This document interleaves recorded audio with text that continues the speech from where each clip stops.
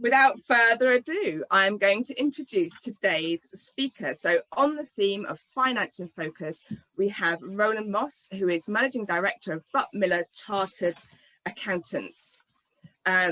Roland is obviously a brilliant accountant, but actually focuses his business life more on developing a really great team of accountants around him, because his passion in life is helping small businesses become better and more successful. And so he also plays golf very well sometimes and is a passionate Southampton supporter. So it's my great pleasure to introduce to you Roland Moss. Thank you, Roland. How are you doing this morning? Very well, thank you. Thank you, Emma. Yeah, well, thank you for inviting me to... Oh, put your camera back on. Off. There we go. Lovely. You're back. Okay. Welcome. Thank you. Okay, so we're going to leave everybody in your capable hands now, Roland, while you take them through your webinar. Gareth and I will turn off our cameras and our microphones, but we will be here. So if you need us, just shout. Okay. Okay. Thank you. Enjoy. Thank you. Well, good morning, everyone, and thank you to Signal for allowing me to present at your finance seminar. The purpose of my speech really is to cover off the tactics that we follow to make sure that you get paid what you're worth, look after what you learn, and these small changes hopefully will add up to lots of big results. I'm going to cover off a number of examples that have been based on many years of providing the financial advice, and we'll talk you through it as we go along. So one of the bias of human nature is to stay where you are even when it hurts, to stick with the status quo, sticking in your comfort zone even if it's not great. When it comes to going to the pub or buying a car, most of us will act rationally. But the question is, when it comes to your business, do most of you act rationally? Or do most of us think fast, make decisions based on guesswork, rules of thumb, knee-jerk reactions? Working in this way is extremely stressful, and most of the time it's not very financially rewarding. I don't know if anyone knows this, the late Sir John Harvey Jones. He rose from being the postboy to MD of ICI, which at the time was the country's largest industrial company, and then had a second career as the first TV business troubleshooter.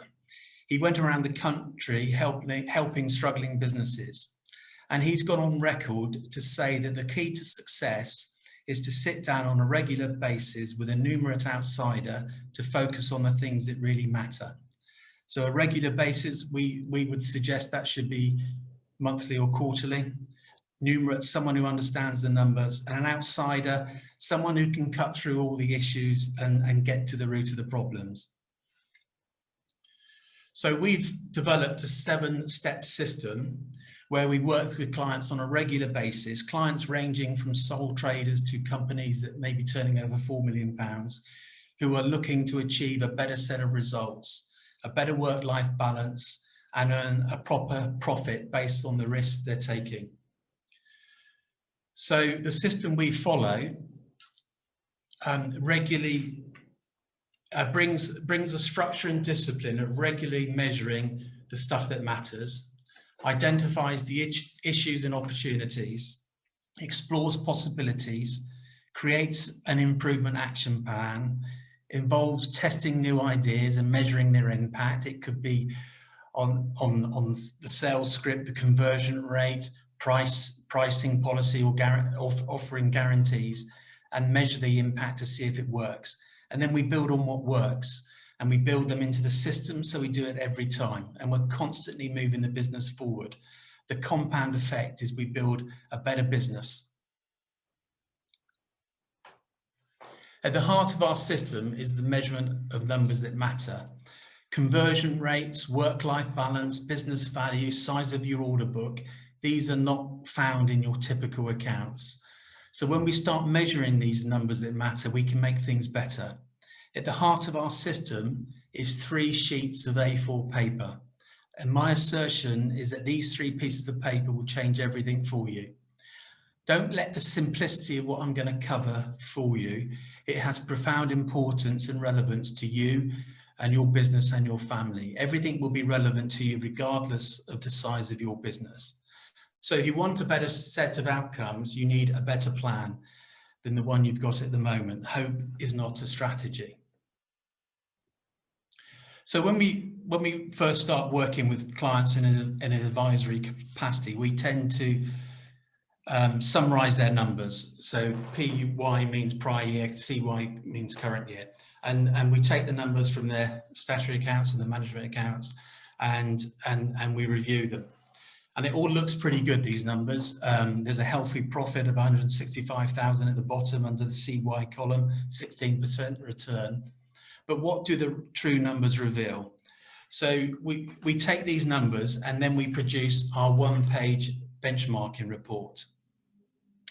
This is the starting point of when we work with the clients in an advisory capacity. And the point of this report is to get our clients to open their eyes, to see where they really are, to see what's really possible and how good this could be. And it compares you with similar other businesses and allows us to focus on where improvement can be made. And we get the facts based on where you are now, and it allows us to work on, areas that we need to focus on. So taking those same numbers and producing our benchmarking report, you can see that the net profit drops from 165,000 to 34,000. So it's only a profit return of 3.3%. And one of the reasons for that is most family-owned businesses tend to get paid a small, the owners of the business tend to receive a small salary and dividends. So when you add in the commercial salaries to their numbers, and you also adjust the cost base for any other commercial costs, it might be rent, for example, where they might not be paying a full commercial rent, we end up with what we believe are the true numbers. So we then say, well, what should this business be making? And in this particular case, in this particular sector, we know that the gross profit percentage should be 18%. So if it was 18%, you could see the potential for gross profit should be 204,000. That's the figure on the far right-hand side, against the current position of 104,000. So there's effectively £100,000 worth of revenue that's not being charged and therefore profit that's being lost. And this is normally the starting point for our advisory relationship. We have other key measures like sales growth and employee costs, average employee costs, sales per employee. But the starting point with this particular client was to really sit down with them and review how they're pricing, and also look at the systems that they had in place. This was a project-based client, and they had no systems where they were tracking revenue and cost by project, and therefore they didn't understand how much profit, or even loss maybe, that each project was delivering. So that would be the starting point of our business relationship. And my challenge to you is to work out your real numbers and see what challenges you may be facing. We also look at systems. We believe systemizing your business is really important. If you want a better work-life balance and empower your team to do more of the work that you do, then you need to systemize your business. You need to recruit people that buy into your vision of what you're doing and your why. Build your business on systems. We've systemized a huge amount of what we do here at Buck Miller.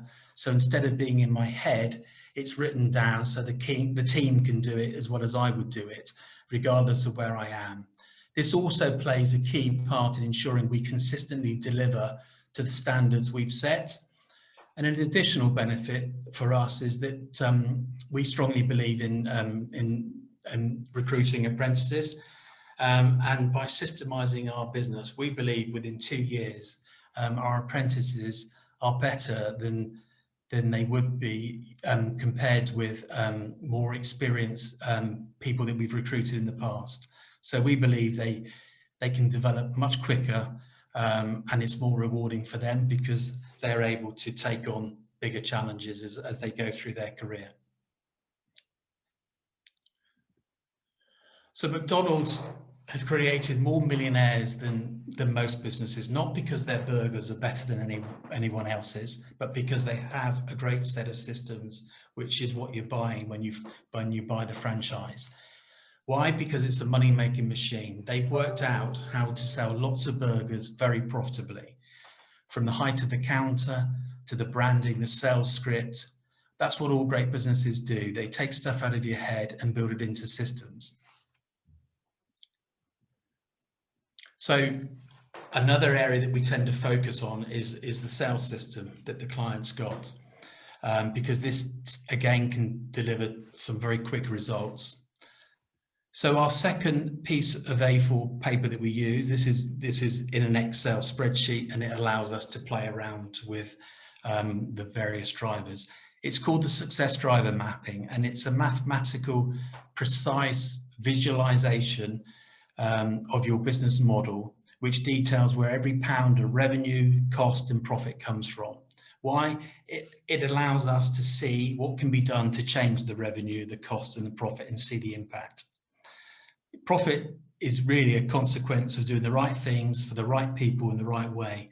And this model allows us to sit down with our clients to see how they're faring on the key parts of the sales process, to play around with some of the key drivers, and to assess the impact that it will have on the profit and loss account, and then build an action plan to try and make these improvements.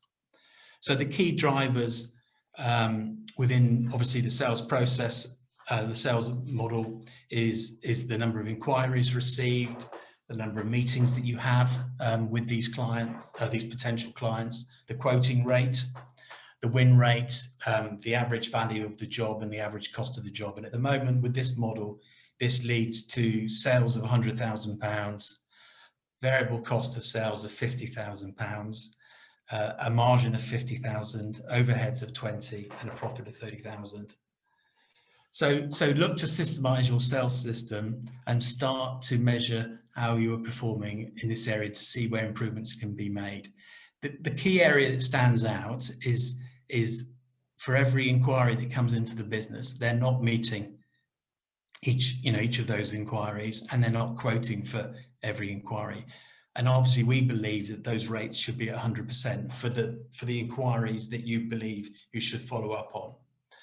So the system, the solution that they could put in place to make sure every inquiry is tracked through the business, it could be an Excel spreadsheet, or it could be as simple as a number of email folders where you have a series of folders to track the inquiry. So it could be a folder for inquiries received, a folder for meetings held, quotes issues, quotes accepted, quotes lost, to invoice, and completed jobs.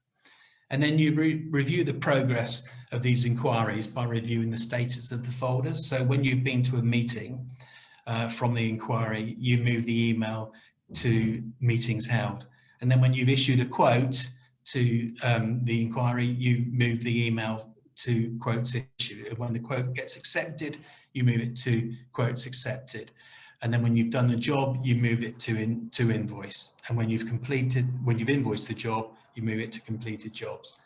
So if we can increase the meeting rates and the quoting rate to 100%, which is what they should be, then these small, simple changes will have the following impact on their business. It would increase profits by £8,500. So by making some small, simple changes, you would increase your profits.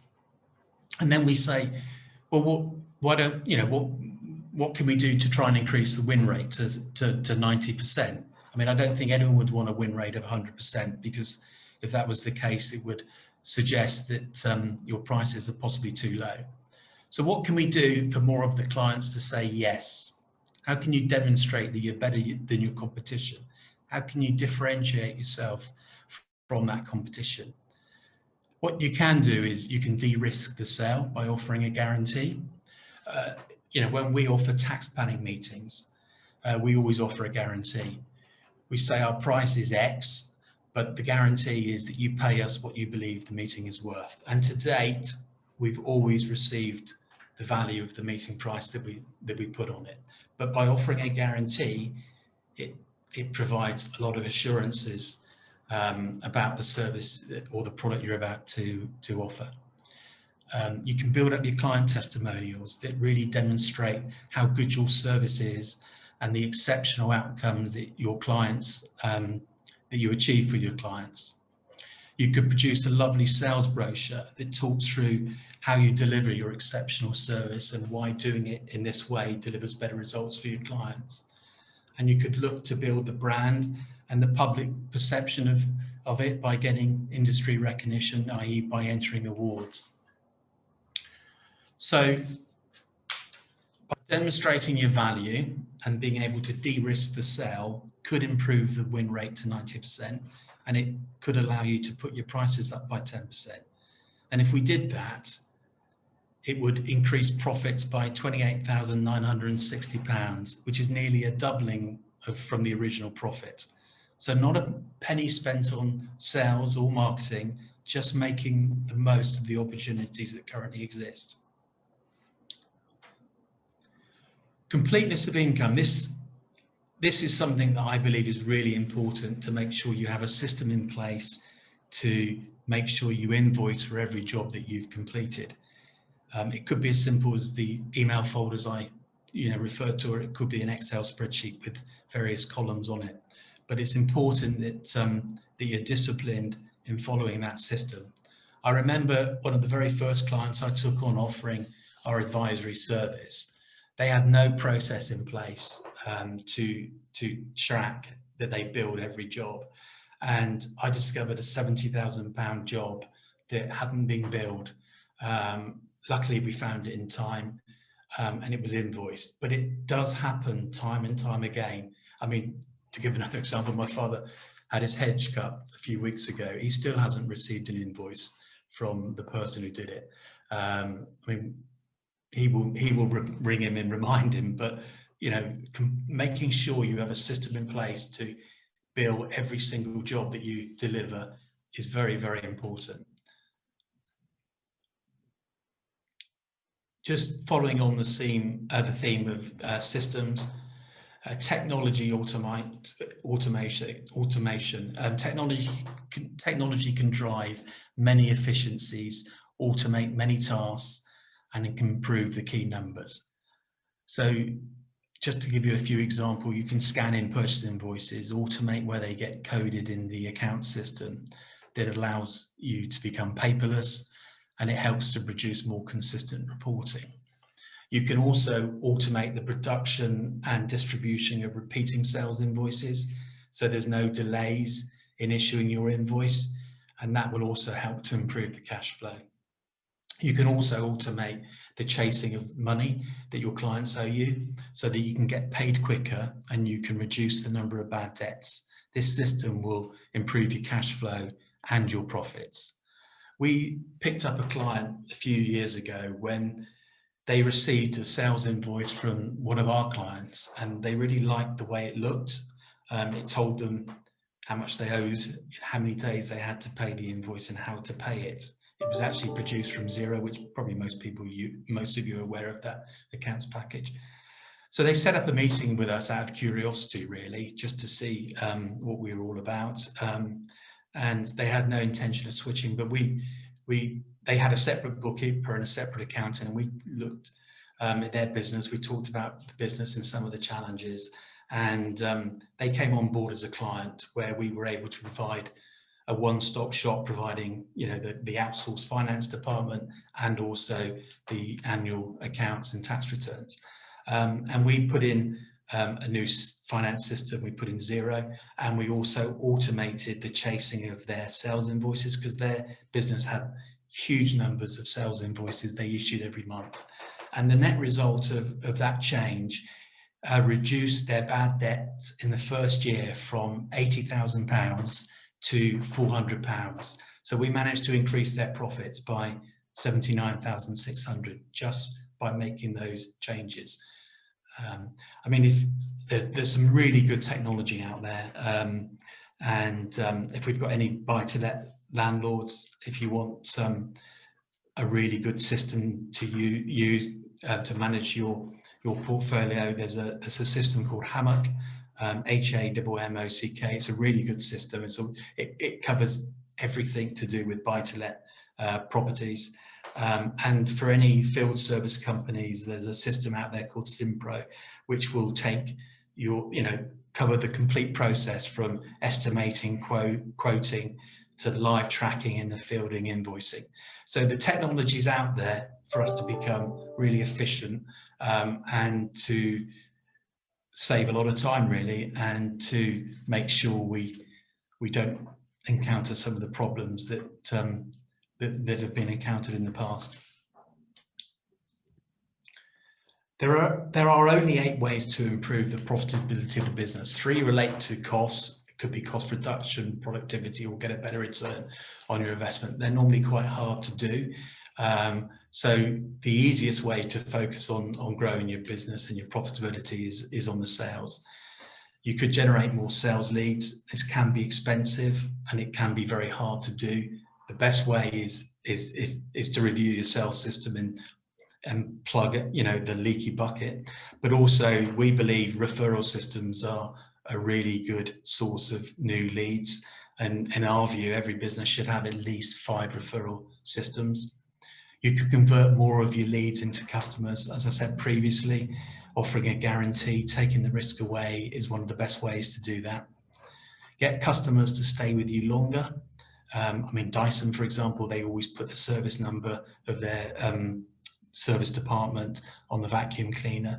If in the trades, you could provide your contact details on a laminated sheet. You could also maybe include contact details of other trusted trade people that you're aware of, and ask the client to place it in the utility room or in their shed. So if they've got a problem, then they just go to the sheet and they know who to ring. And that's another good example of a referral system. And you could get customers to buy more often.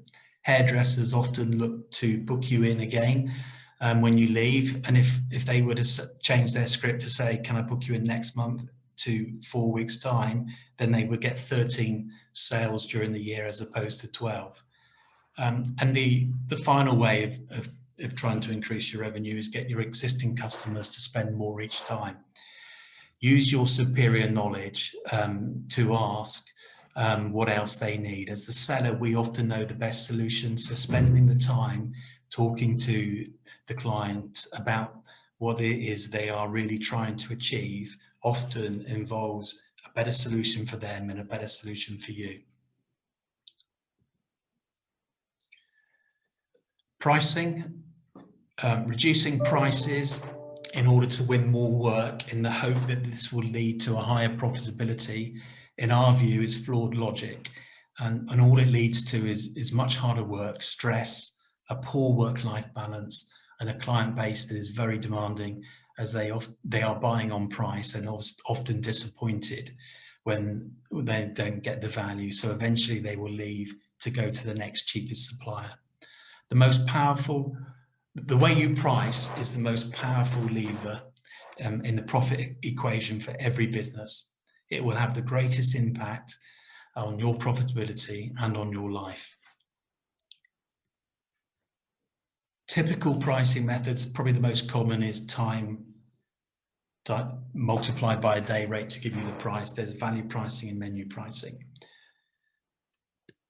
So if we look at the time times the day rate to set your price, how do you set those day rates? Calculating your day rates is really important part of this process. And it's really important to make sure that you base your cost base and your day rates based on your commercial costs. So going back to the benchmarking solution, it's important to add in commercial salaries for the owners of the business as part of the costs.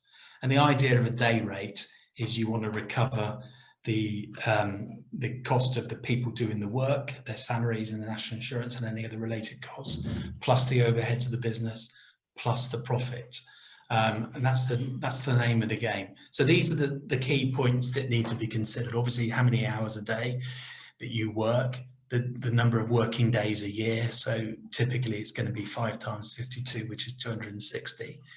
From those 260 days, we would take off holidays, bank holidays, an allowance for training and sickness. So that gives us 220 days against which we could potentially recover the salary costs, the overheads and the profit. But the other point to take into account is the utilisation rate. I mean, not everyone's going to be 100% working on billable work. I mean, we look after a number of creative clients, and we tend to start with a utilisation rate of 75%, because there's an element of everyone's job that is spent trying to win business. So we would reduce those 220 days by 25%. This particular example is based on a client who's in the construction sector. So we've used 95%. So we end up with 209 days in which we want to recover all those costs. They also subcontract work out, and they try and mark it up by 25%, which gives a 20% return, £12,500 per year. And then the company overheads would be 100,000, and the profit return that we're trying to make on those day rates is 20%. So if we look at the team that's going to be out in the field doing the work, there's a team of 3 builders. They each get paid 28,800. There's national insurance to add to that. So their annual cost is just under £32,000. So the cost to you for employing them is £152. That's the 32,000 divided by the 209 days. The hourly rate comes to £19. To that, we want to add the overheads. The overheads come to £100,000, which is just slightly lower than the 3 times 31, 680, which comes to 95. So you've got an overhead rate of £20, and then we want to make a 25% markup. So that gives us a profit that we would build into the day rate of £10. So the sum of those 3 components is £49 an hour, which is what we would look to try and charge the client, and a day rate of £392. And then if we look at the results, this is how the P&L should look if all those assumptions hold true. So our fee revenue would be £243,800. The direct costs are the 3 builders at 95,000. And then we take off the overheads and we get a profit of 48,760, a 20% return. And then we also get a 20% return on the subcontract work. What we often find is the revenue that our clients are achieving is a lot lower than what it should be if the day rates were set appropriately. So in this particular case, it's lower by £106,000. So there's again £106,000 worth of income that's not being charged, and £106,000 worth of profit that's lost. So focusing on your day rates and calculating them properly and building the collateral up that allows you to charge appropriately is really important.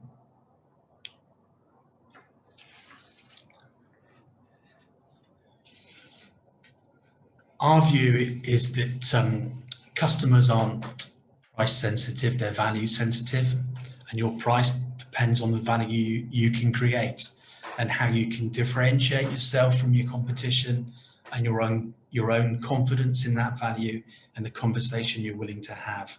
And if you can add more value to what you do, you can charge higher prices. So remember, it's not cost that determines the value in the price, it's the value that determines the cost and the price. So how can you add more value to what you do and charge based on that value? I mean, the definition of value pricing is defined as the maximum amounts that a customer is willing to pay for a particular product or a service before the time of delivery. The maximum amount a client is prepared to pay, we're often said, well, we provide a commodity-based product or service, and it's hard to build in value to what we do. So I'm just going to go through a couple of examples to demonstrate how value has been built in and how that benefits the people that deliver those services or products. So you take the humble iceberg lettuce and the example of value pricing used there. You can buy an iceberg lettuce for, 50, 60p, but if you wash it and package it So the customer only has to open a bag and they can serve it. You can sell half the quantity for 3 times the price. That's an example of value pricing. In terms of services, can you provide a service that's superior to your competition, that deals with the common complaints that your sector is guilty of and presented in a way that allows your clients to appreciate the extra value? If you can command higher prices. So if we take the example of a service engineer, if a service engineer can guarantee that they will be on site within 2 hours against the competition that will be on site within 2 days, both will fix the machine, but one will do it within 2 hours, which means the machine will be up and running within hours, which is a massive value differentiator and will command a higher price. So the easiest way to make more money is to get your price right. Different customers will pay different prices. If you have a single price, it's either too high or too low. So look to try and charge different customers different prices. If we have a look at this example here, you've got 100 customers, 90 are willing to pay £5 and 10 are willing to pay £10. And the price charged in the first example is £5 for each group of customer. There's a variable cost of £4 each. It gives a profit of £100. But in the second example, if you were able to offer an alternative price, or 2 prices, or 3 prices, that allowed the 10 that were prepared to pay £10 because they saw the extra value in that, then you could increase your profits by 50%.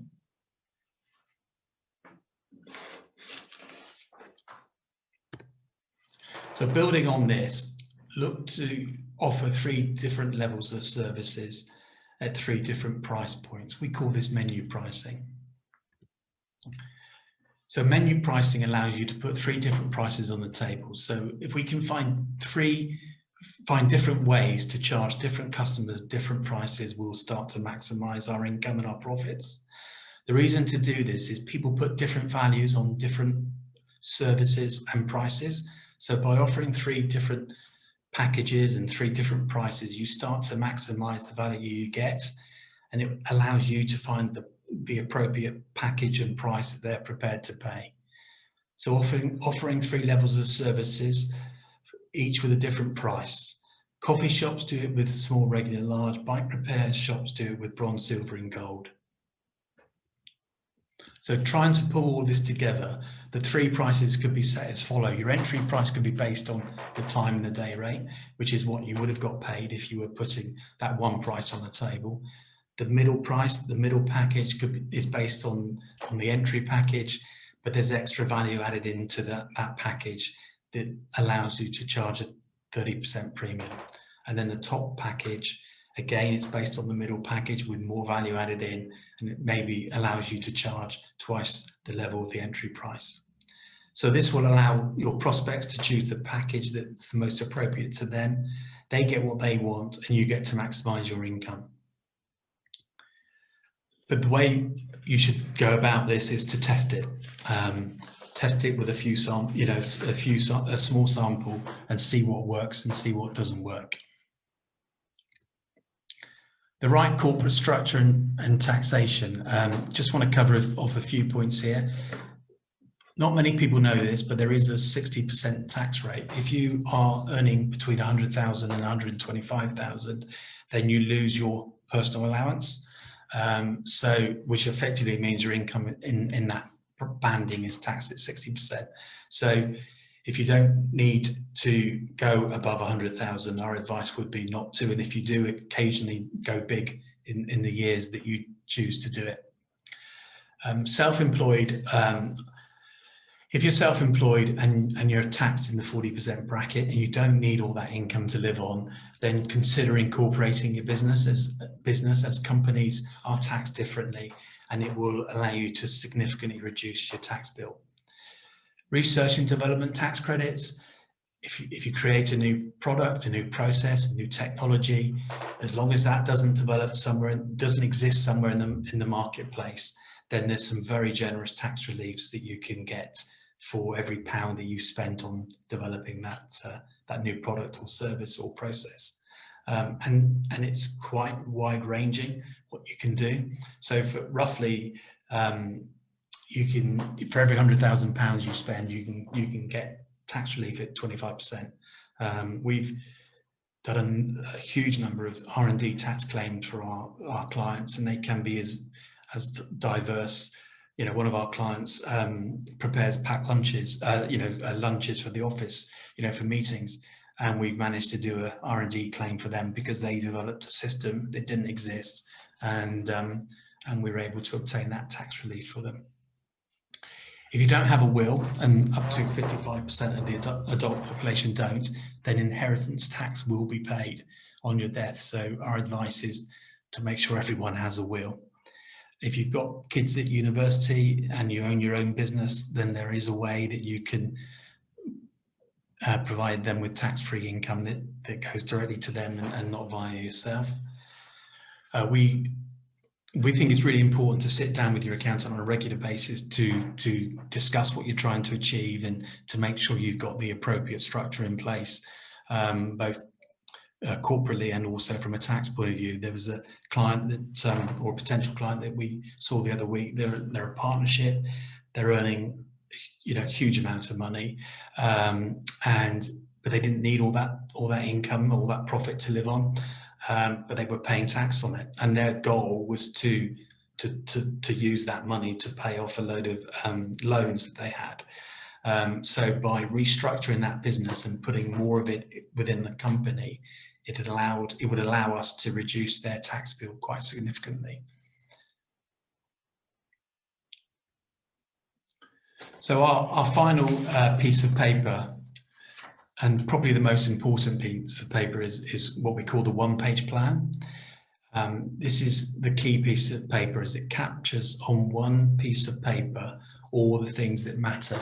So you can sit down on a regular basis and review those things that matter. The one-page plan has evolved from the Balanced Business Scorecard that the majority of the world's leading company used.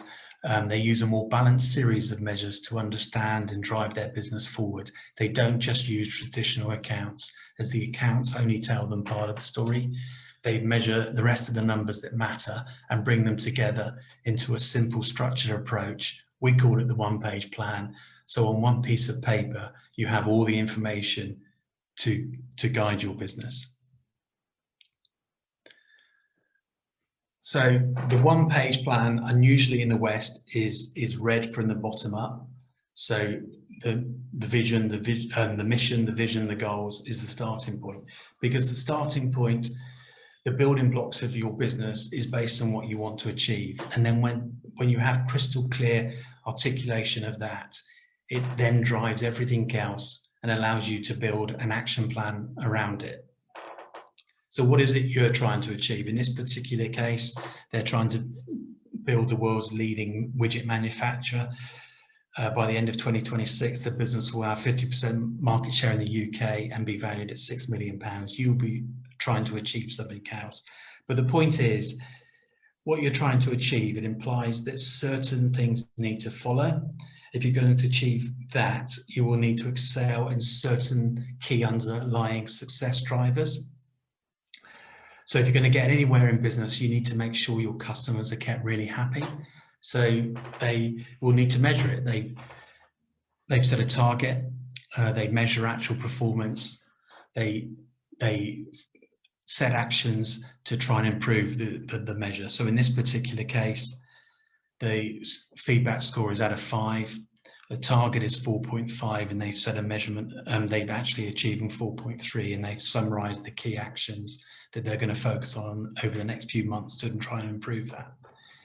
The next key driver, if you want to move your business forward, you need your team to be happy and moving enthusiastically in the same direction as you.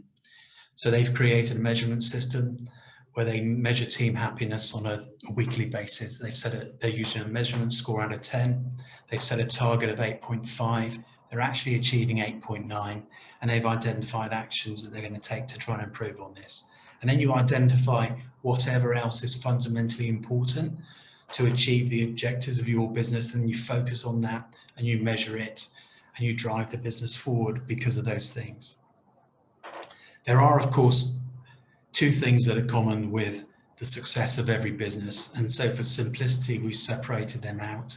Every business has to sell stuff, so there will be drivers for sales, and they will vary from business to business. It could be lead generation, it could be the conversion rates. In this particular case, they have identified the number of referrals received, the number of other sales inquiries generated, the conversion rate from inquiry to customer, and the proportion of customers that have bought 3 times or more in the last 12 months. They've set targets, scores, and actions in one simple, concise, powerful, readily understood way, so they can focus on the key areas, and never again do they have to operate on luck. So likewise, there will be drivers for cost and cash flow, but they are typically of secondary importance. And then what flows to the top, because profits are a consequence of action, are the value of the business, because that's one of the objectives they set, the profitability, and the cash. So if you had the equivalent of this information before you every month, you would understand your business better, you would drive the business forward more effectively, and you would make better decisions. And little by little, month by month, you would get a better set of results. We call it the one-page plan. And you wrap around that, sitting down with a numerous outsider on a regular basis, and you'll get the business you really want. So if you can improve profits by £10,000 a year over 10 years, this will add to £100,000 increase to your annual profits due to the compounding effect. That's without allowing for any price increases.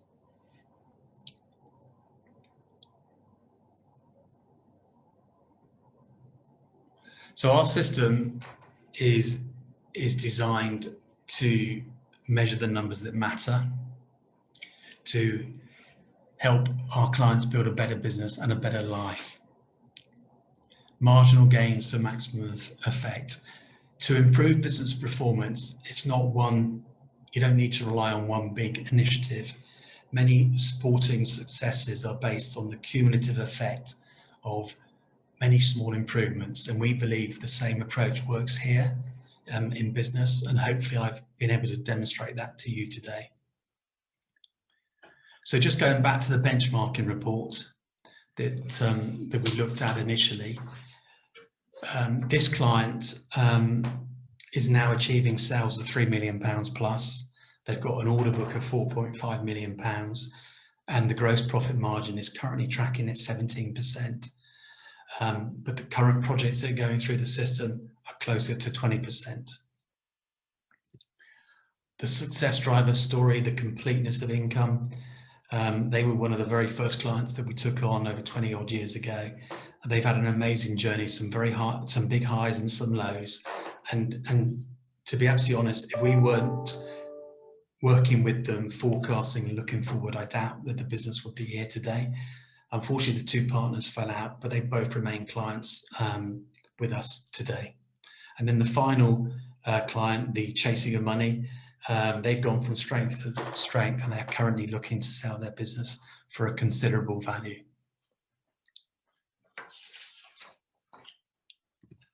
So I've just given you a snapshot of what some of our clients say about our system and how it's helped them achieve some of the results that they've managed to achieve. And I'm sorry I finished a little bit early, but that's the end of the presentation, Emma. Hi, thank you, Roland. I was just reading the last comment there, and I really like that everyone is on our side. It's good fun, and we have a laugh along the way, which brings me to what I was going to say. Thank you so much for coming along and sharing your expertise with us. And quite a lot of thought goes into bringing our expert speakers into the Biz Hub. You know, we don't just pick off random people off the street.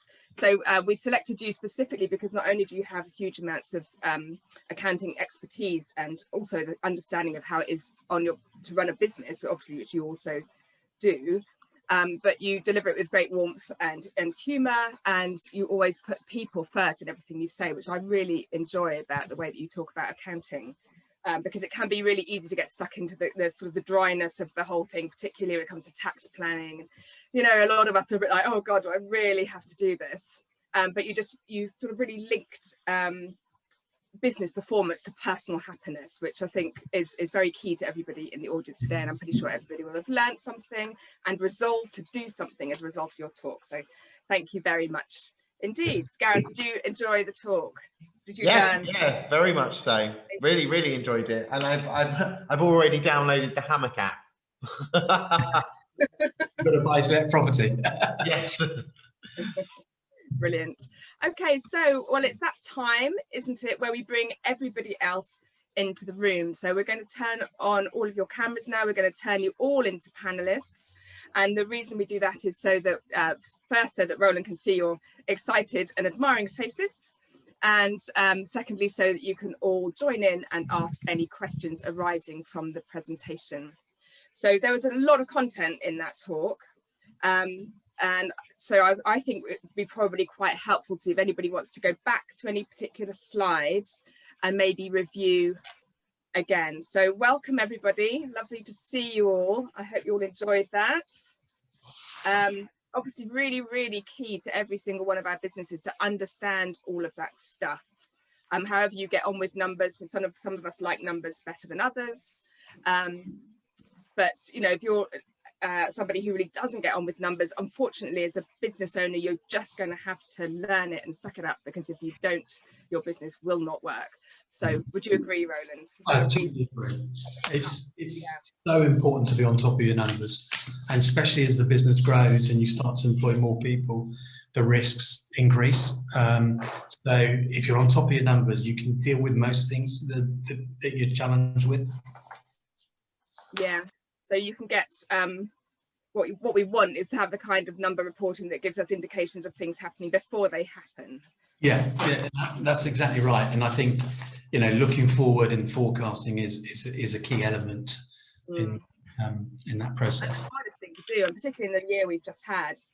Yeah, no, I know. It's become almost like a kind of magic wand experience. Yeah, there's lots of versions. Lots of versions. Is that how you cope with great demand? Yeah, I mean, we, you know, with a number of clients, when we're looking to try and work out how much of the loan, you know, the bounce back or the business interruption loan, you know, you try and base it on what you think is the worst case. But you've got to keep looking at it. And fortunately, you know, the banks have been quite flexible and have, you know, they want to support good businesses out there. And we've been able to go back, you know, a second time to address it, but certainly for those that are more involved in the, you know, the hospitality sector. So yeah, just keeping on top of your numbers, Emma, is really, really important. Yes, thank you. So I think we all know that it's important, don't we? But it's kind of understanding why it's important, and then understanding how to go about getting the numbers that you do need. So welcome everybody. It's lovely to see you all. Do any of you want to go back to any particular point in that presentation and just review? Is everybody fine? Everybody got all of it first time round? Elizabeth, happy? Yeah. I had the pleasure of speaking to Roland yesterday, so I'll still be checking him out. No, but seriously, I was with you last week, and I come from a background of having been in business and now going forward with a business here in England. And I just see that these are all good things for the future, but if you can catch hold of them now for a startup, then you can whiz on. But everybody's business is different, and if they're just single, a lot of this would look like it doesn't apply, but actually it does teach you good housekeeping, really, so that you can look at, I like the one where the pricing is the big thing for me, because pricing to a product that hasn't been before in this country is kind of different, and I'm going to make sure that I you know, I want to be at the quality end, because I'm such a business which actually it's you do it once generally, but you tell others about it. So and it's not going to be that you can do it all the time. So you've got to charge once right and give value, and then go forward. So yeah, it was interesting, very interesting. I'd like to have a copy of it, because there were some things that went a bit quick, and I wondered, oh, what was that one on the bit at the end? So yeah, something like that. Thank you.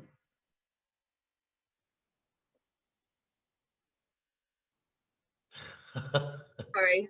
Yeah, so Elizabeth, I think perhaps the one that is really relevant to everybody in the room is the rates calculator. I wonder if we perhaps go back to that, because I think working out your hourly rate and day rate and what it should be compared to what it actually is probably really relevant for everybody in the room. So could we just whip back to that, do you think, Roland? Just get that. Yeah. Do you want me to get that slide up? Yeah, if you could, and then maybe, because I think everybody, as far as I can tell, everybody in the room, apart from Sam, I don't know, Rylands, do you charge on a day rate?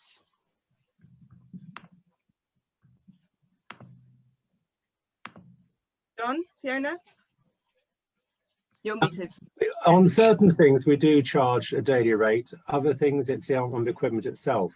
So daily rate is relevant to us. Okay, and Max, it must be relevant to you. No, it's relevant to you. Sam, I know is different, but we'll come on to him in a minute. And Desi, I think, is different as well. What about you, Keith? You must charge on a day rate, do you?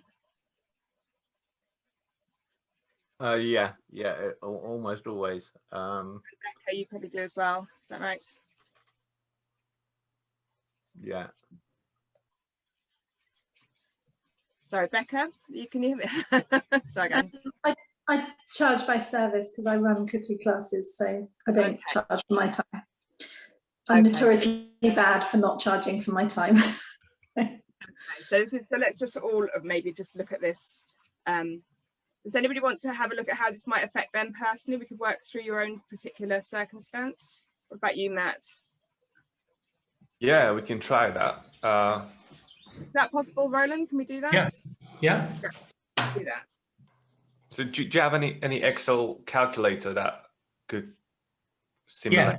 Yeah. No, we can. I mean, we can send an Excel calculator that allows you to, to effectively fill out these fields. But really, what you're trying to do is you're trying to, obviously, you've got to make an assumption about the number of days you think you're going to work in the year, and you're trying to recover, your costs. So if you haven't got your, if you take a small salary and dividends, then I would argue that you should be saying to yourself, well, what would I be paid if I was working for someone else doing the job I'm doing? So it could be 60, 70 grand a year, and then you add all your other overheads you've got.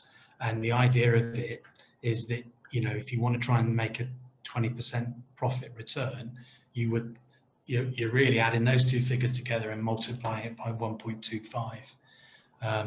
But what's really important is to get the number of days right in order to try and recover that, those costs and make that profit. So if you were to simply think, well, I've got 260 days a year, your day rate would be very low compared with, actually, in this example, it's 209 days.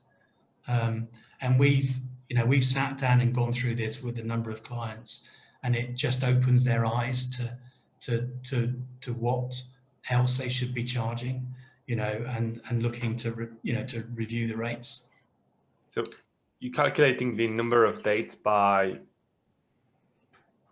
how much are people willing to work, or deducting the holidays, sickness, trainings, that kind of stuff? Yeah.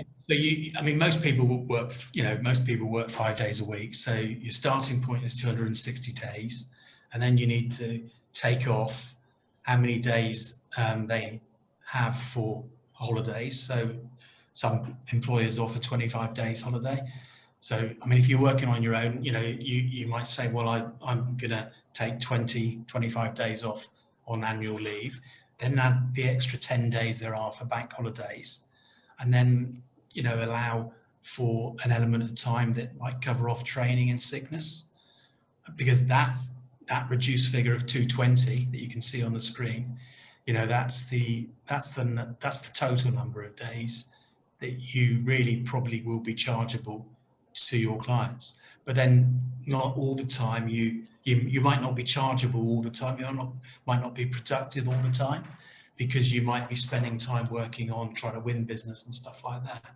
So that's why the utilization rate comes in.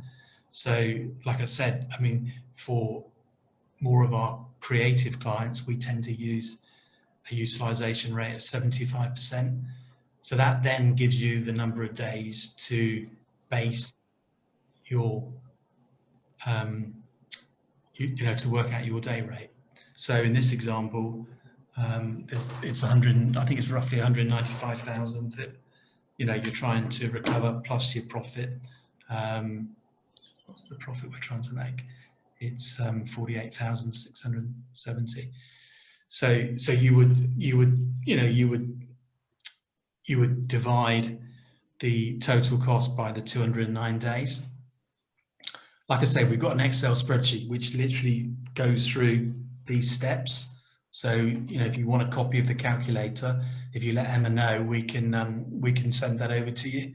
And then if you want to, you know, just talk it through with us, we're more than happy to have a conversation, and that will allow you. Sorry, Roland. We could share that calculator at next week's session, which is the collaboration session. So we normally use that session to specifically and slightly more slowly go through how people in the room are going to apply this stuff to their actual business.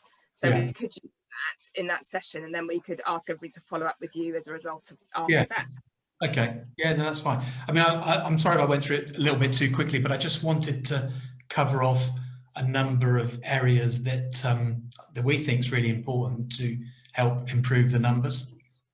I just wanted to give a flavour. Everything that can be done.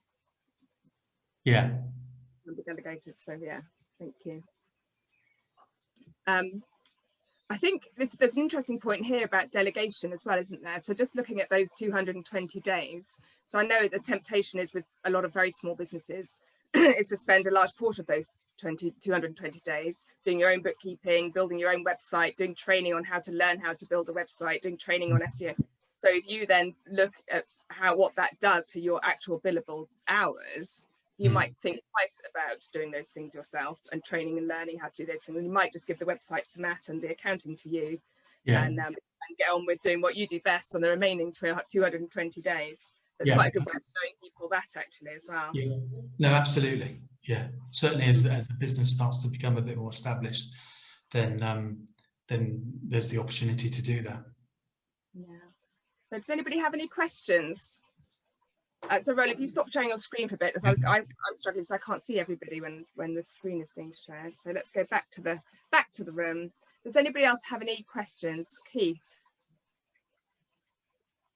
Yeah, thanks, Roland. That was really interesting. Certainly really interested seeing that calculator. What's your?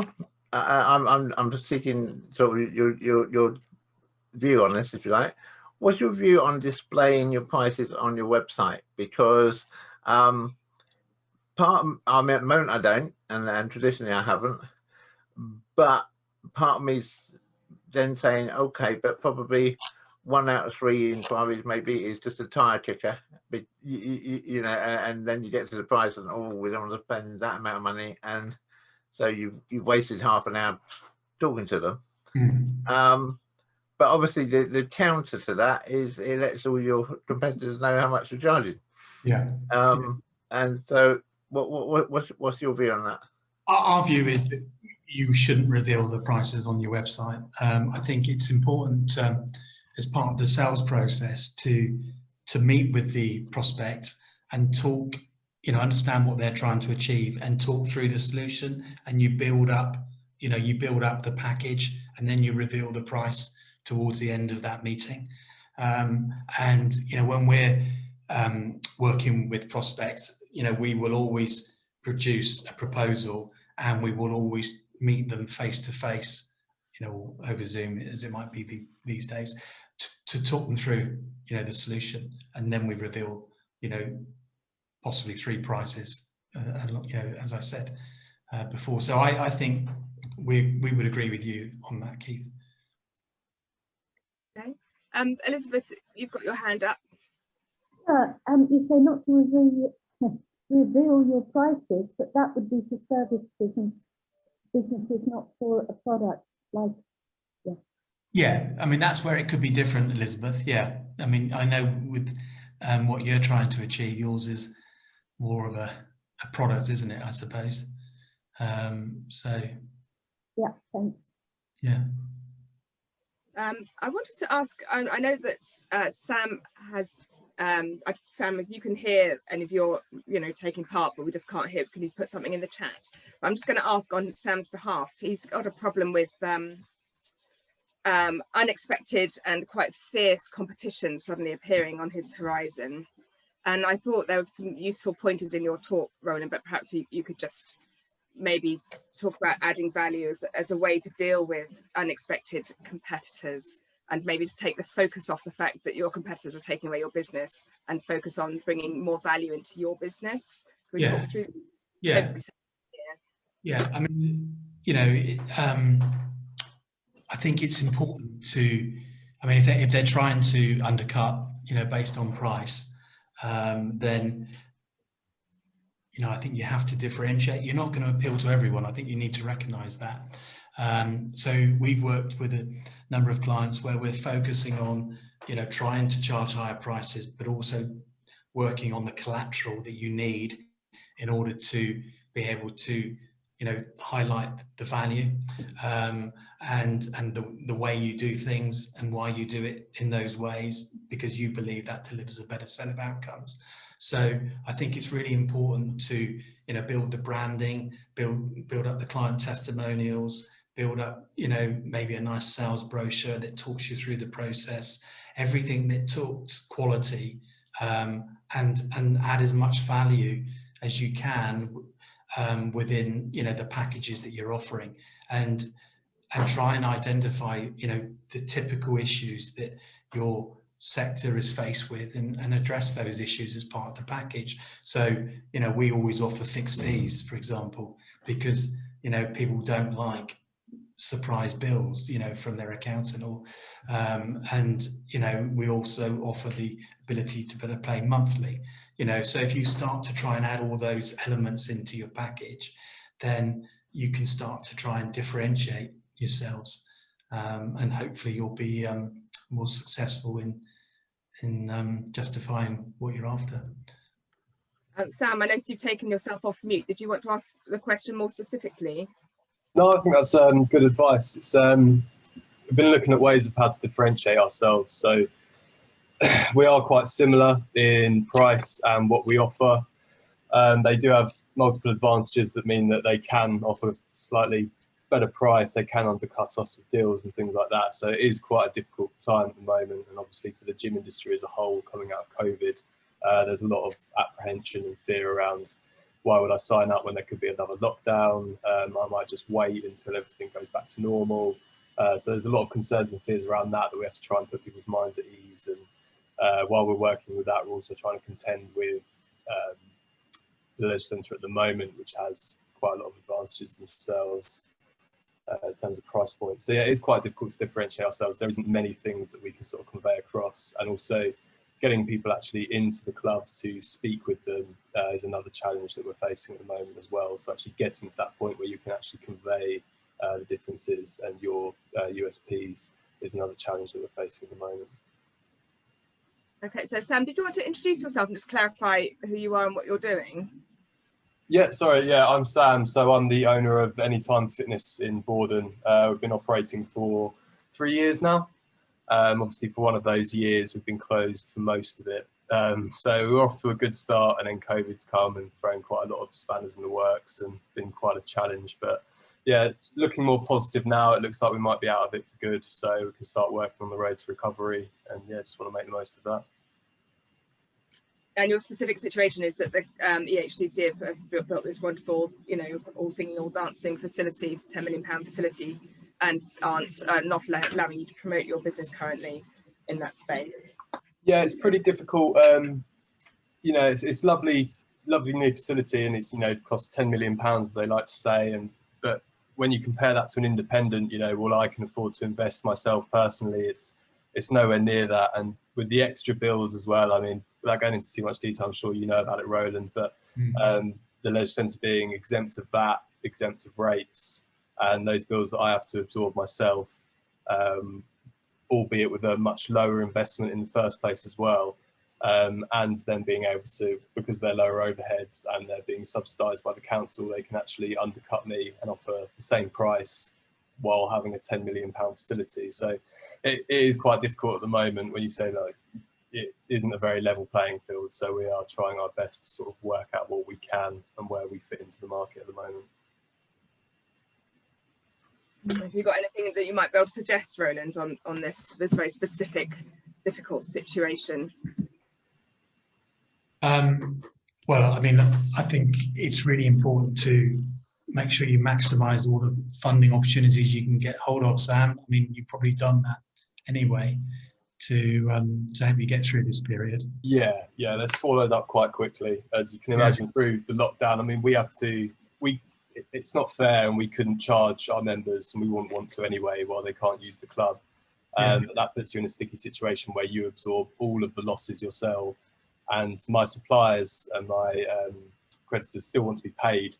There's no way around that. They still bill me. So I sort of absorb all the losses while also not charging anyone. It's almost the middleman that takes all the bad sides. Yeah, and I think the reliefs they've given you they don't really go very far, do they, to be perfectly honest? No, they're very much appreciated. I'm very grateful for any help. But yeah, they're swallowed up in the first month of lockdown, and the rest of it you're on your own for. Yeah. Does anyone else have anything to offer, Sam, in the way of thoughts? Sorry, Keith, you've got your hand up there. Sorry, I mean, yeah, if I'm coming on this, I mean, first of all, I ought to declare an interest, I guess, in that I am a councillor on East Kent District Council. So I need to be careful what I say, because obviously, we're as Sam correctly said, we did provide some help to everyone active to keep going with the gym, keep the leisure centre going during the time it was closed for COVID. I think it's fair to say that I mean, one thing I want to make clear, we're not subsidising them as a business now going forward. It is solely to get through that period when the leisure centre was closed, because obviously we didn't want the leisure centre to fold, having only just completed it. But I appreciate where you're coming from. So with that disclaimer, I would say one thing is, can you think about something which you could do which differentiates your gym from the gym in the leisure centre? Because the gym in the leisure centre is pretty, I don't want to undersell our own asset, but it's pretty generic. Whereas perhaps you could offer, you know, specialist classes or different classes. And the other thing that struck me, you said about people being nervous to sign up for a membership, and I can understand that. So have you thought about offering like pay as you go now, and then giving those people a percentage discount on the annual membership should they choose to sign up to the annual membership at some point in the future? So at least you've got some income coming in, and you've got some people experiencing what you can offer. And I think the other point, going back to what Roland was saying, and I think this could be especially true for yourself, I would say if you've got some satisfied clients, and presumably you have, then get some video testimonials from them and push them out on social media everywhere you can, because you know that you need something that makes you different from them. If you've got a generic gym and your gym, then what makes your gym different, and focus on that makes you different. And that might mean, you know, picking a subset of people who you train, but you train particularly well. And that way you build yourself a niche. Because I mean, one of the things which I did, I mean, I'm in a totally different industry to you, but one of the things that I did was for many years, I did everything cybersecurity related. And then a business mentor I had told me to focus down onto a niche. And I said I focused onto GDPR, because you focus on a niche, you own the niche. and you can actually put your prices up because people are paying because you own that niche. And the other thing I just want to say generally, and again it's picking up on something Roland said about day rate, because I mean I think those who are in the mastermind with me know that I went through a stage of actually evaluating my prices. Because previously I didn't have a price list as such. I still don't have a published price list, but I do have a price list that I use now for quotes, and that substantially increased my daily rate from what it had been. But what I've actually found is that by increasing the daily rate, I'm getting a better quality of client, and that better quality of client actually makes things easier to deal with because you're not struggling with somebody who just doesn't even get the principle. And so that makes life easier. And so you're actually swimming with bigger fish in a bigger pond rather than smaller fish in a puddle. And I think it's, you know, just getting that right as well, which could make a differentiator for you. Okay, that's great. That's a really good point, Keith, as well. So we've got lots of hands Can I raised. just on one point? Yeah, Yeah. sure. Sorry, Sam, do you have a studio class that you can take group classes? Yeah, we do. Yeah, I just say thank you very much, Keith, for the advice. I've written all that down, and yeah, there's some good points there. Okay. In terms of the studio, yeah, we do have a studio. This is where the challenge is as well. To begin with, before the Legend Centre was there, we did have a nice big studio, and we were offering classes and taking most of that market up. The Legend Centre's been built, and they've got 2 studios bigger than ours, bigger capacity. So we've almost lost that niche now. We can only, because of COVID, everything has to be 2 meters distant, so we can only have 6 people in the classes. So we've tried to put the volume up, but obviously the time is quite precious. People can only really use a class before work and after work, and if you've only got 1 studio, you're quite limited on the amount of classes that you can offer. So yeah, we do have a studio, but it's definitely suffered in the restrictions. Okay, just picking up on what Keith was saying about niching. So someone I know who is a personal trainer, he developed a nice client base by offering a referral service from the local GPs and all that, where they were trying to encourage their patients to become much healthier, fitter, and all that sort of stuff that might have some health issues. So maybe that's something you could look into. Okay, I know it will be restricted initially because of the COVID, but when things start to open up, that might be a nice little niche that you could possibly focus on. It's a benefit that, again, we don't benefit from, but the Leisure Centre does, again, so they get the GP referrals. We don't, we're not authorised to have those GP referrals, so that's another bit of the market that we're losing as well. I don't want to take up too much time. Obviously, we've spoken a lot about this, but I just wanted to address some of the Well, it's an interesting Sam. I think everybody wants to help. So we've got a couple of other hands raised. Becca, I'm going to come to you first because we haven't heard from you yet. Sam, I would just say, I know, I've not been to your gym, but I know of it because I know a couple of people who were missing the community spirit that you have, the family sort of spirit that you have from the gym when you had to close. So that, to me, is your USP compared to the bigger, local council centre, is that they're going to be massive. Their turnover of people coming through, although that you'll see that as a negative for you because you think I'm small compared to them. Actually, what you've got is that family community. You're creating that, the atmosphere, and really sell on that. People are lonely. People have been locked down. They want to make friends. They want to feel that there's a community around them to join, and that's your USP in my mind, from what I've been told by your existing clients. Oh, thank you very much, Becca. It's really good to hear. It's the music to my ears, actually, because that's what we've tried to create from the outset, is community feel, and that everyone walks in and says hello to everyone. It's very open gym. As soon as you walk through the doors, there's the office where the door is always open and you're on the gym floor. So it's not like we're tucked away behind anyone. We say hello to everyone who enters. We always have a conversation with everyone. So it is nice to have that community feel, and we do, love our members. But there's only so far that'll go, and although I'd love to develop that further and get more and more people, it's just the attrition rate is too much to outsell at the moment. So from an actual atmospheric point of view, it's great, and we love our members, and we have a really nice atmosphere in the club, and we have a really nice feel. But from a purely profitable standpoint, we are bleeding members, and we are losing a lot of members who might not be involved in that community feel. We can't get them, they're not interested in that community feel, and they're going straight over from maybe a swimming pool, maybe they live next door. One of the main advantages of that the Leisure Centre has is that it's on a new housing development. So one of the big objections that we've had when we're selling memberships or when we're trying to get people to keep hold of their memberships is, well, I live next door. So it's a 2-minute walk to the leisure centre and it's a 5-minute drive to you. So it's just convenience. There's no way I'll do it. So being in that location that the leisure centre has, surrounded by all the new builds, it's a great advantage that is very difficult to outsell against. Okay, so Matt, did you have something to offer on this, or is it something different?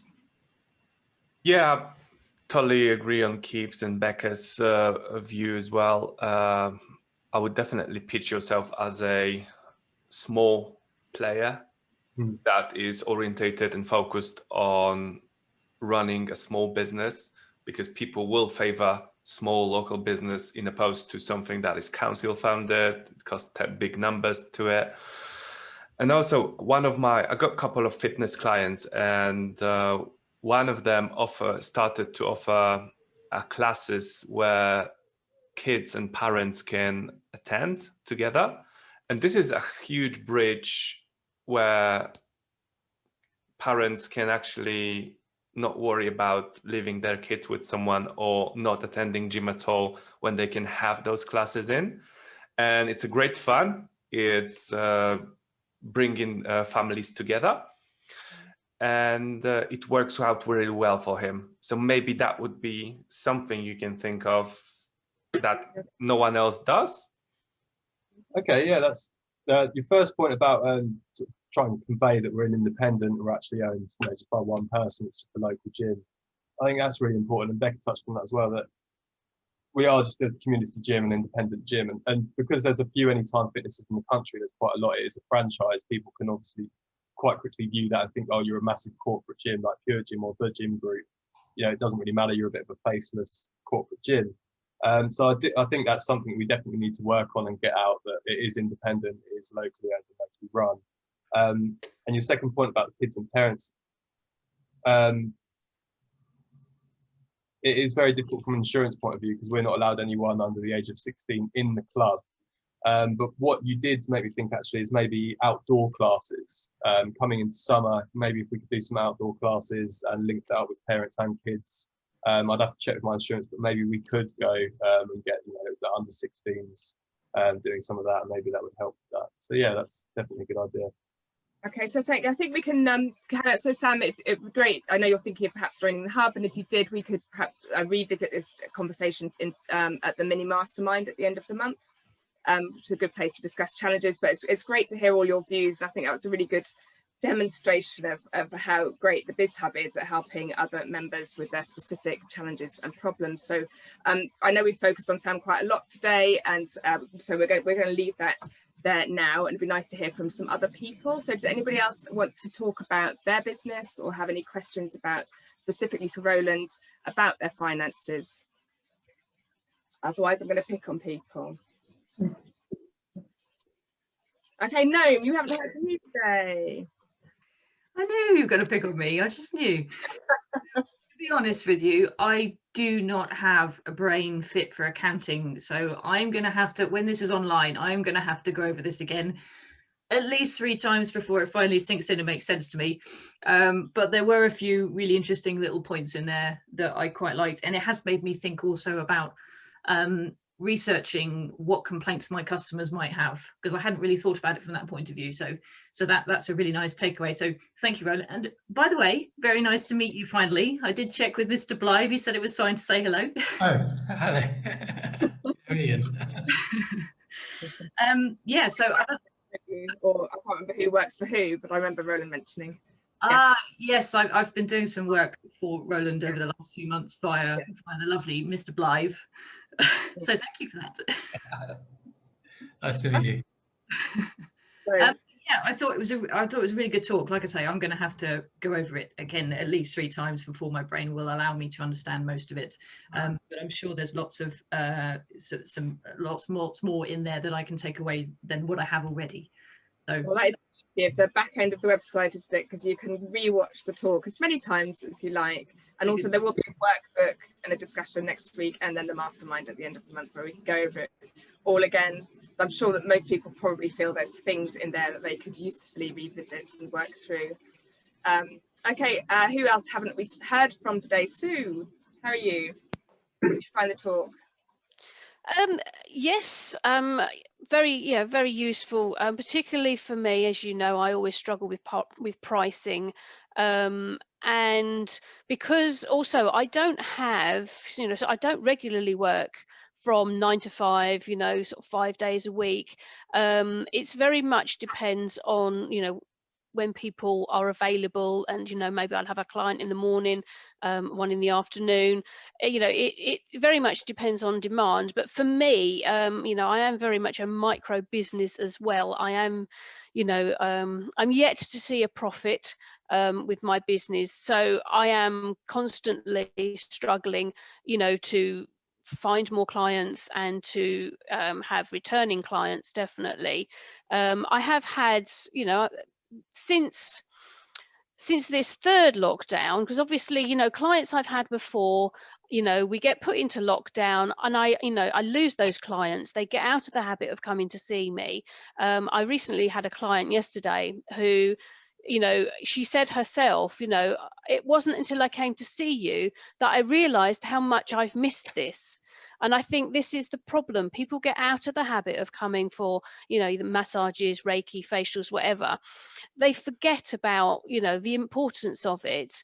So, when it's been, it's been forced as a stop, it's difficult for people to get back into the habit of it. And you can tell people that it's really good for you. You need it. It's not, it isn't a luxury. It's a necessity.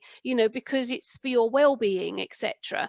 But yeah, I am sort of, I'm struggling a bit at the moment. I know there are things I need to do to just to let people, just to remind people that I am open again, and I am, I am taking clients, and I've got a new, I've got my oncology massage, which hopefully I will get that done within the next couple of months, so that I will be able to offer that, as a different, as a different therapy.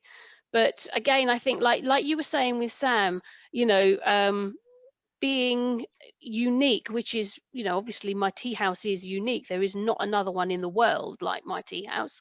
So that is my, my sort of my selling point. But equally, I use the fact that I'm not one of these big spa places where it's a conveyor belt of people coming in. You've got your 20-25 minutes and then you're gone.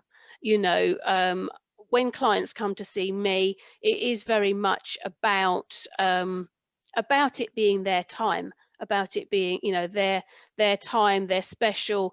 And I'm not sitting there looking at my watch thinking, oh, I've got 5 minutes before my next client comes in. Although that's not the case anymore, because you have to leave half an hour between each client to air the room. But I don't have those pressures, and that is something that I do like to emphasize to people, is that I'm not a conveyor belt. When people come to see me, that time is theirs. And I think that to some extent, I know that's not a good business model, because if I was to account for all my time, in preparing the room and, and clearing up afterwards, and the actual hands-on, face-to-face time I spend with people, yeah, maybe that's why I'm not making a profit, because, my relationship, my relationship with my clients, to me, is more important than actually how much I'm earning, because, I want them to feel important. I want them to feel that, it's a safe space for them to come, where they can just, shut down the rest of their life and just have a little bit of me time, Do you want to come back on any of those points? Sorry, I didn't hear what you said, Emma. I said, Roland, did Roland want to come back on those points about how might Sue incentivize people to come back, perhaps if she's identified the problem that people have got out of the habit of coming to visit her salon or house, and the fact that she thinks that making the money is not as important as giving the clients the experience that they need. Yeah, I think, in normal times, do you look to try and rebook the clients in before There you go. Yeah. Yeah, definitely. I always ask them if they'd like to rebook. Yeah. And I know there's a number of is it massages you is it Yeah, I'm an aromatherapist. I do aromatherapy, massages and facials. yeah. So I presume there's lots of extras that you try and offer as part of you know, the service. I don't know what you mean by Well, you know, I mean, different types of, you know, maybe different types of massages. Or, yes. Yeah. So I think also, you know, it seems like you're providing a very personal, you know, service compared with. I mean, I know there's a company around here called the Massage Company. I don't know if you've heard of them, based in Camberley. I mean, they literally started because they recognised there was a lack of you know, supply in various health clubs. So they tried to you know, plug a gap in the market. So, you know, maybe also approaching various health clubs, you know, health gyms, maybe trying to, you know, obtain a referral source of, you know, clients that, you know, who work out regularly, but there's none of those facilities on site. That could be a good source of income. So maybe building up the, you know, the referral network. Yes. Yeah, that's a good idea. Yes. Yeah. I think any way that you can incentivize people to come back for that first visit would be really worthwhile. So yes. Even if it's giving them a free first visit back if they book 6 or something, because you just need them, like you say, and I think you're absolutely right. I've got out the habit of almost everything I did to do with that sort of beauty or, you know, personal care. I just haven't gone back because I haven't got around to it, because I haven't picked up the phone, or I can't remember the number, or, you know, nothing's booked in. So I think anything you can do to nudge people into that first visit back into your premises. And people might be a bit COVID conscious still, a bit cautious. So yeah, I think an incentive would be really useful at this point. Yeah. What about you, Becca? We haven't really heard much about your business. Would you, before we finish, but should we just talk about that? Yeah, I run a cookery school, and I guess it's I'm very conscious that where my site is I share my unit with a wood joiner's workshop, and it's on a sort of agricultural industrial estate. And the cookery school itself is lovely once you get through the doors, but I'm always very conscious that I'm not a destination venue like Newlands Farm that has got a deli and a farm around it, and, you know, it's very slick. So I've always priced lower as a result, but what I'm realizing is actually I'm more my classes are more intimate. I build more confidence. It's, you know, I regularly get people say they felt like they've spent the afternoon with a friend rather than come to a class. And so actually, I think I'm sort of down pricing on what I think is important, but actually I think I'm undervaluing probably what my clients actually value the most. So this has been really, really, I liked the simple phrase of value is not, I can't remember it now, I wrote it down, but something like, you know, value determines the cost. Yeah, exactly. So yeah, I think I need to focus a bit more on that.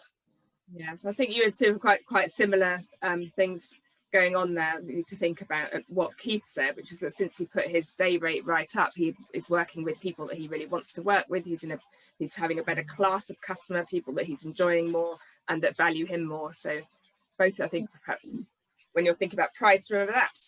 Roland, I think we're just going to wrap this up now, unless Rylands, we haven't heard very much from you, unless you've got any final thoughts. Fiona and John. Yeah, sorry about just switching my microphone back on. I was interested in your point about systemization. It sounds like you've actually got an alternative to using a CRM by using folders in your inbox, which is... No, we don't. I just use that as a simple example of, you know, if you're a one-man band and you get email inquiries, that's a simple way of using it. Now we've got a proper CRM system that we use related to our accounts production system. Okay, fair enough. So yeah, the other thing about systemization, we recently made an attempt to move away from using Word documents for our quotations, and putting it onto our main account system, which is cash flow with a K, and fell flat on our face because our customer, who is over in Algeria, said, I want the total at the bottom to say CFR total. And of course, there's no such field in their bog standard template. So you know, a lot of the business we do is overseas, and it's very hard to actually come up with, bearing in mind that no two clients are alike, very hard to come up with a one-size-fits-all system. But we're going to keep struggling on to try and find a way. Yeah. Perhaps we have a conversation afterwards that would maybe sort out that specific problem. I don't know. Is that something you have an answer to, Roland?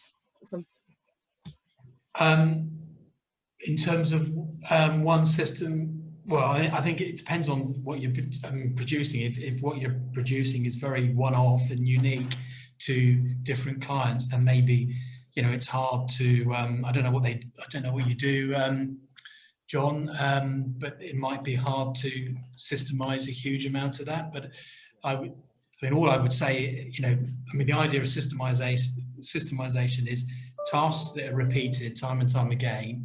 You know, that's the areas to focus on systemizing, so that you're consistently delivering the same sort of service, and other people can also deliver it on your behalf. You know, that's the message we were trying to get over. Yes, we're beginning to notice more common factors from one customer to another. Yeah. So if we start looking at those common factors and systemize those, yes, then that might be the answer. Yeah. Okay. And also build in, you know, anything that you know you need to think about that's unique as well as part of the system. Good point. Yeah. Good point. Yeah. Okay, well, fantastic. I think that's a nice moment to end on. We all know systemization of all processes as fast as possible is great for every business. Just finding the time to do it, isn't it? But so this is the moment where I say thank you to everybody for coming. Don't forget, we have LinkedIn online next Tuesday evening, which is our LinkedIn-based networking event. Like we said earlier, it's online, but it won't be for very long, fingers crossed. So we'd love to see as many of you possible join us for that. Gareth, do you have any final comments before we end? No, I think that covered everything. I need to go and have a look at my finances. That's Worried about hitting that top tax bracket there. Yes. Yeah. Okay, right, lovely. Thank you, everybody. Thank you particularly, Roland. It's been so lovely to have you here with us today. Thanks everybody for all of your input. Anybody who hasn't been before wants to stay around and talk to me afterwards, I'll hang on for a few moments. Otherwise, everybody have a fantastic weekend. Gareth, enjoy your skydive, and everybody else enjoy everything else that you're doing. Take care and see you next time. Bye, everyone.